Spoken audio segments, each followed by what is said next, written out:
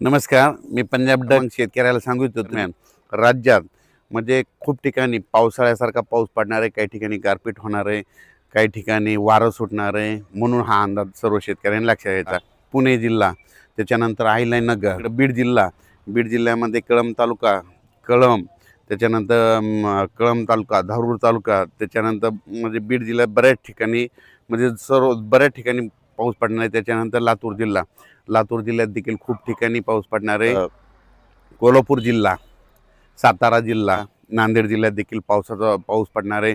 म्हणजे 20 ते 26 दरम्यान. म्हणून हा शेतकऱ्यांना अंदाज घ्यायचा. गारपीट देखील होणार आहे, पाऊस देखील पडणार आहे. लातूर जिल्ह्यात देखील गारपीट होणार आहे, बीड जिल्ह्यात देखील गारपीट होणार आहे, अहिल्यानगरकडे देखील खूप गारपीट होणार आहे. त्याच्यानंतर बारामती त्या साईडनं तर खूप गारपीट होणार आहे. बारामती पुणे जिल्ह्यात खूप गारपीट होणार आहे. त्याच्यानंतर संगमनेर त्या भागात देखील खूप गारपीट होणार आहे. त्याच्यानंतर नंदुरबार जिल्हा, धुळे जिल्हा, जळगाव जिल्हा, संभाजीनगर, जालना, परभणी, बुलढाणा जिल्हा, त्याच्यानंतर नांदेड जिल्हा, हिंगोली जिल्हा, ह्या भागात देखील 20 ते 26 एप्रिलच्या दरम्यान पाऊस पडणार आहे. म्हणून हा अंदाज सर्व शेतकऱ्यांनी लक्षात घ्यायचा.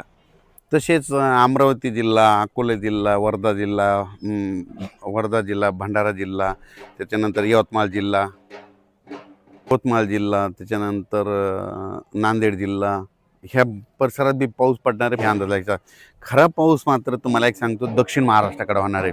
मग दक्षिण महाराष्ट्राकडे तुम्हाला सांगतो बीड जिल्हा, बीड जिल्हा, लातूर जिल्हा, परभणी जिल्हा, त्याच्यानंतर धाराशिव जिल्हा, सोलापूर जिल्हा, सांगली जिल्हा, सातारा जिल्हा, कोल्हापूर जिल्हा, पुणे जिल्हा, त्याच्यानंतर अहिल्यानगर, मुंबई, पुणे, इगतपुरी, इकडं नंदुरबारपर्यंत, इकडं नाशिक, येवला, निफाड ह्या पट्ट्यामध्ये जरा संभाजीनगर, जळगाव, धुळे, नंदुरबार ह्या पट्ट्यामध्ये जरा जास्त काही ठिकाणी गारपीट बी होणार, काही ठिकाणी पाऊस बी पडणार आहे, काही ठिकाणी नुसतं वारं सुटल. म्हणून हा अंदाज लक्षात यायचा.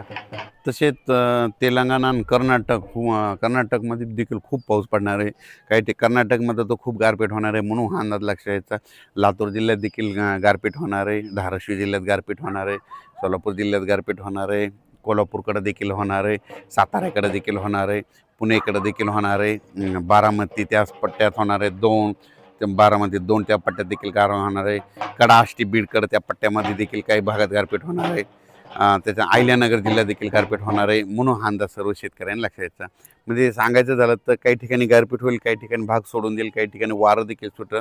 म्हणून हा अंदाज सर्व शेतकऱ्यांनी लक्षात घ्यायचा. 20 मात्र राज्यात पावसाची व्याप्ती वाढत जाणार आहे. म्हणून हा अंदाज लक्षात घ्यायचा. कांद्यावरचे जे शेतकरी आहेत उत्तर महाराष्ट्राखाली म्हणजे नंदुरबार जिल्हा, धुळे जिल्हा, जळगाव जिल्हा, नाशिक जिल्हा, निफाड जिल्हा, येवला तालुका, अंदोरसूर, त्याच्यानंतर शिर्डी, राहता, कोपरगाव, राहुरी त्या पट्टा, त्याच्यानंतर संगमनेर तालुका, त्याच्यानंतर इकडं बीड जिल्ह्यामधले कांद्यावाले शेतकरी, त्याच्यानंतर 2 जिल्ह्यातले कांद्याचे शेतकरी, पुणे जिल्ह्यातले कांद्याचे शेतकरी, सातारा जिल्ह्यातले कांद्याचे शेतकरी, त्याच्यानंतर कराड भागातले कांद्याचे शेतकरी, त्यांनी काय करायचं, सोमवारपासून मात्र राज्यात चांगलं पावसाचं स्वरूप वाढत जाणार आहे.